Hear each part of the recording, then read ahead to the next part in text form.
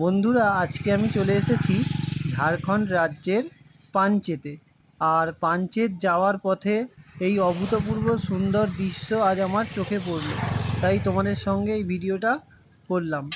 আর এই ভিডিওতে তোমরা দেখতে পাচ্ছ কি সুন্দর কাশফুল ফুটেছে। আর এখন শরৎকাল, কাশের বন দেখতে পাচ্ছ কত সুন্দর লাগছে।